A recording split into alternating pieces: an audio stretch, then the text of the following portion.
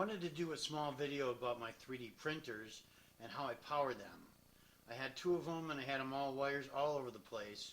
And as you see, I got my Raspberry Pi sitting here, and so I needed my Octoprint, and I also needed lights like this one. We'll turn them on just so you have some light. What I did was I found these outlets on Amazon that have 3 outlets, and they also have 2 USBs, and I used a screw hole to screw it to the side of the 3D printer on the extrusion with the T-slot nuts, and that way it stays on there and everything that the printer needs for power is connected. And then all I have is one cord to come, and I can switch it on and off